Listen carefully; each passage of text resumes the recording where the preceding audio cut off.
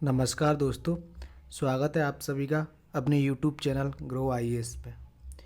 जैसा कि आप सबको दिखाई दे रहा है, आज का जो हमारा टॉपिक है वो हम बात करेंगे हिडन सिलेबस ऑफ यूपीएससी। मतलब यूपीएससी के कौन से टॉपिक्स हैं जो हमको सिलेबस में दिखाई नहीं देते हैं।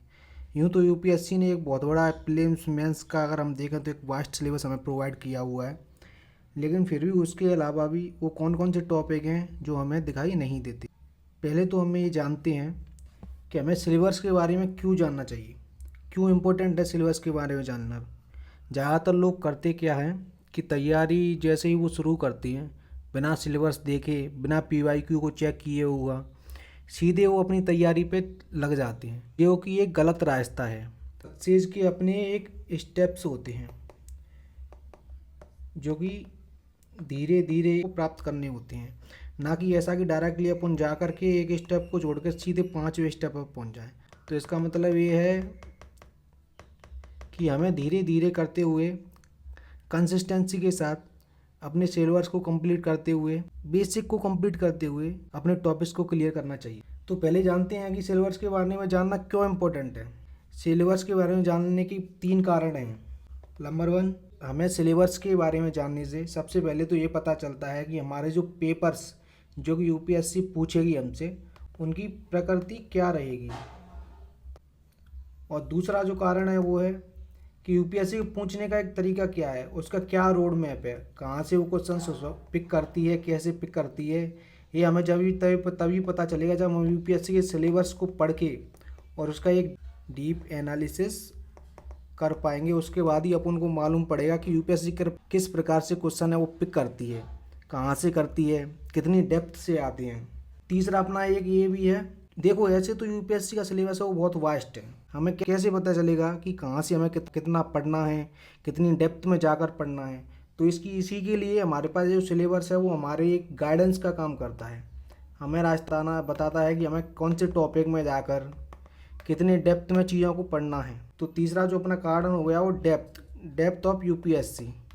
सिलेबस के द्वारा जो हमें पता चलता है वो तब पता चलता है कि यूपीएससी कितनी डेप्थ है, कहाँ तक जाकर के वो क्वेश्चंस को पूछ सकती है, कौन से वो टॉपिक्स हैं जहाँ से आने वाले समय में वो क्वेश्चंस को रख सकती है। तो इसी के बारे में बेसिकली हमें जानकारी मिलती है सिलेबस के द्वारा। जैसा कि आप सभी को पता है, सिलेबस के जो हैं वो 3 पॉइंट्स होते हैं। हमारे पास जो यूपीएससी के द्वारा जो सिलेबस प्रोवाइड किया जाता है वो 3 स्टेज पर सिलेबस है जो प्रोवाइड किया जाता है। जब आप प्रीलिम्स को क्लियर कर लेंगे जनरल स्टडीज और सीसेट के क्वालिफाई करके, तो उसके बाद आपके पास जो आएगा सेकंड स्टेज आएगी, वो आएगी मेंस। सेकंड जो स्टेज आएगी वो आएगी मेंस। अब हम आगे जानने की कोशिश करेंगे कि कौन से वो हिडन टॉपिक्स हैं, कौन से सब टॉपिक्स हैं जो यूपीएससी की जर्नी में बहुत इंपॉर्टेंट रोल अदा करते हैं। तो आइए जानते हैं उन सभी टॉपिक्स को। जब हम पेपर सेकंड के सिलेबस को देखें, पॉलिटी का सिलेबस है जो यूपीएससी द्वारा प्रोवाइड किया गया है। खास इसमें कोई खास वो नहीं है, स्पष्ट क्लियर टॉपिक हैं वो दिए गए हैं इसमें, जैसे कि संघीय ढांचे से संबंधित विषय एवं चुनौतियाँ, स्थानीय स्तर यानी पंचायत और नगर पालिका के स्तर पर वित्त का हस्तांतरण और उसकी चुनौतियाँ, विभिन्न घटकों की शक्तियों का पृथक्करण। उसके बाद है संसद और राज्य विधायिका। संसद और राज्य विधायिका के बारे में हम इस यूनिट में पढ़ते हैं। फिर है न्यायपालिका, सुप्रीम कोर्ट, हाई कोर्ट, अधीनस्थ न्यायालय, इन सब के बारे में यहाँ पे जानकारी लेते हैं। पॉलिटी का जो सिलेबस है वो यूपीएससी द्वारा जो दिया गया है वो इनफ है, वो स्पष्ट क्लियर दिया गया है उनके द्वारा। उनमें ऐसे कोई टॉपिक्स नहीं है। इनको ही अगर हम टॉपिक को 100% कंप्लीट कर लेते हैं तो हमारे टॉपिक हैं वो ऑलमोस्ट क्लियर हो जाएंगे। इसी तरह जो इकोनॉमी का है वो क्लियर दिया गया है, इकोनॉमी में कोई प्रॉब्लम नहीं है। इथिक्स का पेपर भी कर ही दिया गया, उसमें कोई प्रॉब्लम नहीं जाता। जैसे मैंने बात की थी ना स्टार्टिंग में कि कौन से भी हिडन सिलेबस है जो यूपीएससी द्वारा दिया नहीं गया है, लेकिन वो यूपीएससी की जर्नी में बहुत इंपॉर्टेंट रोल है वो अदा करता है। जैसे कि understanding the exam core of principle, मतलब यूपीएससी के एग्जाम्स के कौन से कोर प्रिंसिपल्स हैं, कौन से सिद्धांत हैं जो आपको सीखनी चाहिए, आपको यदि नहीं है तो आपको डेवलप करनी चाहिए, जिससे कि जितनी जल्दी हो सके आपको सफलता मिले। और तो वो कौन से कोर प्रिंसिपल्स हैं जो कि इस जर्नी के लिए आपको बहुत ही हेल्प करेंगे। रिवर्स के अलावा पहला जो प्रिंसिपल है जो कि बहुत ही इंपॉर्टेंट है वो है एनालिटिकल थिंकिंग। आप जब सिलेबस को पढ़ेंगे उसके टॉपिक्स को बेसिक से जब आप एडवांस तक जाएंगे तो वहाँ पे आपको जितनी भी चीज़ें पढ़नी है वहाँ पे ध्यान देना कि आपको एनालिटिकल थिंकिंग से के बारे में सोचना है। अगर ये चीज़ है तो ये क्यों है, कैसे है, क्यों हुई, क्या कारण थे उसके, क्या इसके लाभ प्रॉफिट्स होंगे, क्या इसके लॉस होंगे। मल्टी डायमेंशनल आपको एक अप्रोच लेकर चलनी पड़ेगी, आपकी एनालिटिकल थिंकिंग को आपको डेवलप करना पड़ेगा। जिसमें दिया है demonstrating critical analysis and evaluation of information. जो भी आपको इन्फॉर्मेशन प्रोवाइड की जाती है सिलेबस में, जो भी आपको टॉपिक दिया जाता है उसके प्रति क्रिटिकल एनालिसिस करना चाहिए उसका, और जो भी इन्फॉर्मेशन है उसको एवेल्यूएशन करना चाहिए, मतलब उसको परखना चाहिए।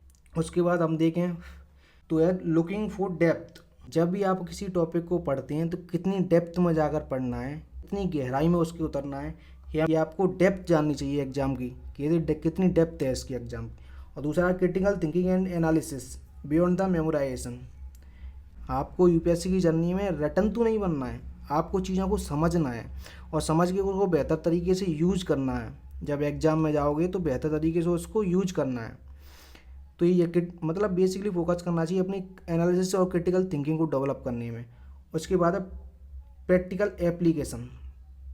आपने टॉपिक को पढ़ लिया, उसके नोट्स बना लिए, उसका रिवीजन भी कर लिया, जितना कुछ हुआ है एनालिसिस या डेप्थ में जाकर आपने उसको पढ़ लिया, लेकिन मोस्ट इंपॉर्टेंट थिंग है आपको प्रैक्टिकल एप्लीकेशन। जब तक आपको उस नॉलेज को अप्लाई करना नहीं आएगा तो आप कैसे उसका नॉलेज का यूज कर पाओगे। तो ये एक बेसिक क्वालिटी है जो हमें डेवलप करनी चाहिए। जैसे कि हम जब भी क्वेश्चन लिखें तो हम अपनी नॉलेज को यूज करके उन क्वेश्चंस को बेहतर तरीके से लिख सकें। इसको बोलते हैं प्रैक्टिकल एप्लीकेशंस। उसके बाद है mastering the art of answering. आपके पास नॉलेज कितनी भी हो, लेकिन जब तक आप उस नॉलेज को प्रेजेंट नहीं कर पाएंगे बेहतर तरीके से तो सामने वाले इंसान को कैसे पता चलेगा कि बंदा है, उसके अंदर कुछ क्वालिटीज़ हैं या नहीं है। तो उसके लिए ज़रूरी है कि आपको आंसर राइटिंग प्रैक्टिस है वो बहुत अच्छी होनी चाहिए। Structure and flow. जब आप अपनी आंसर राइटिंग करते हैं तो एक स्ट्रक्चर वे में होनी चाहिए तथा एक फ्लो रहना चाहिए उसमें। ऐसा नहीं कि कहीं पे भी कोई पैराग्राफ डाल दिया, कोई नॉलेज कहीं से भी लाकर वहाँ पे पुट कर दी।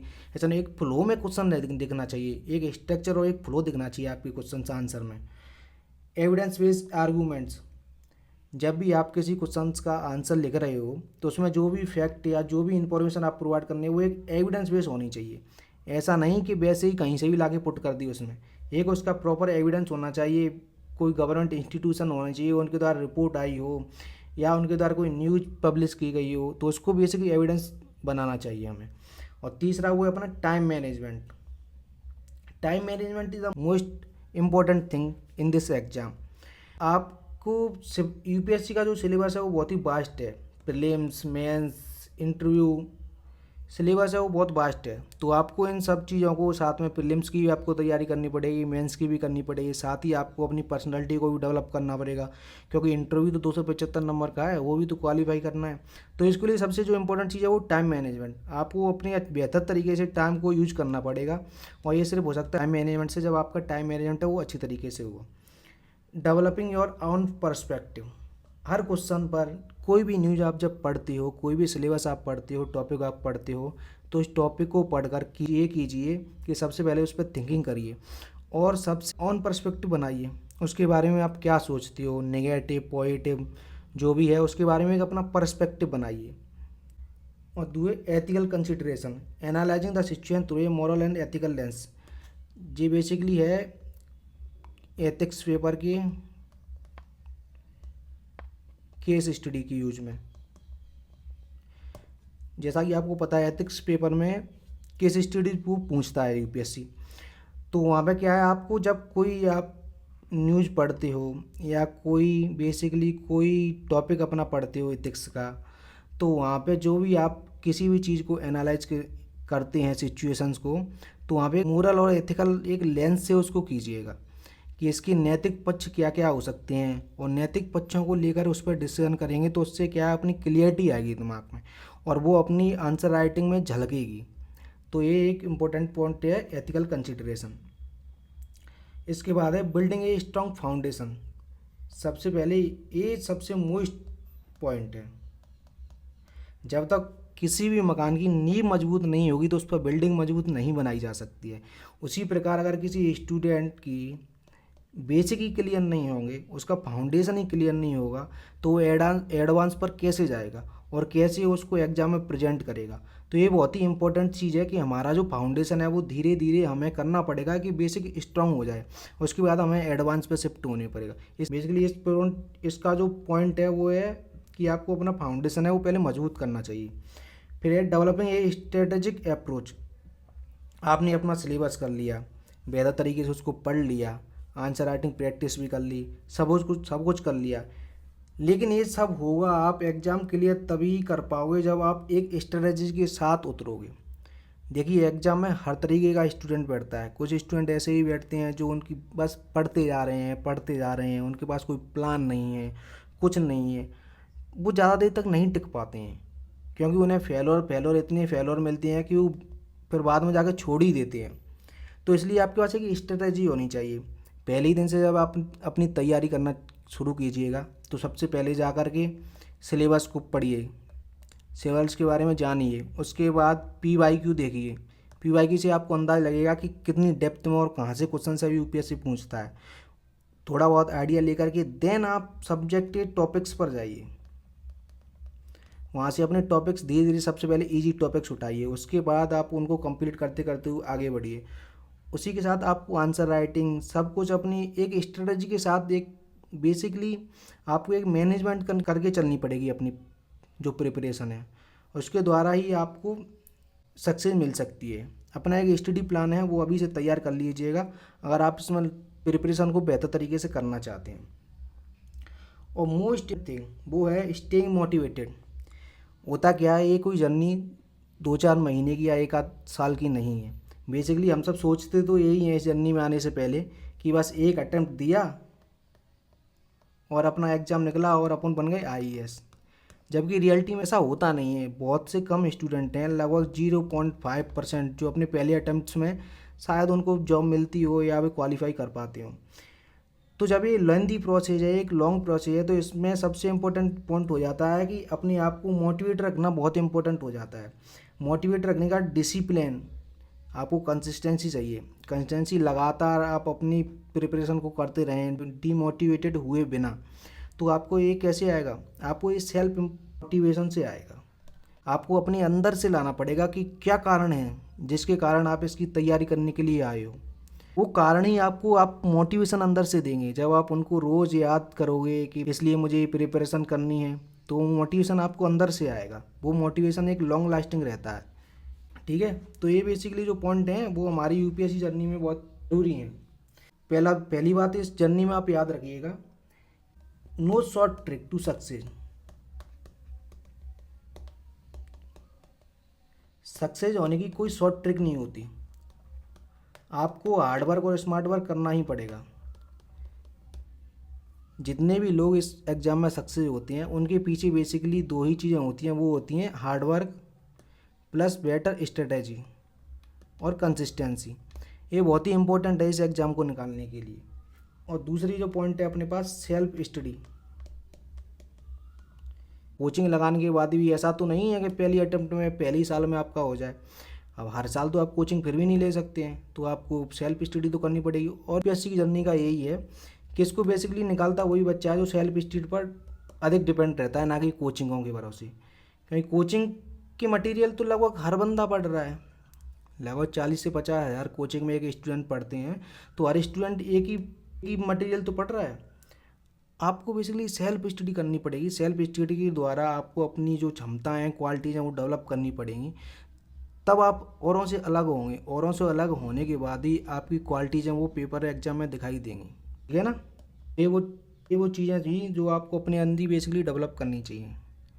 तो आज की वीडियो में इतना ही था, फिर मिलेंगे आप दूसरी किसी वीडियो में।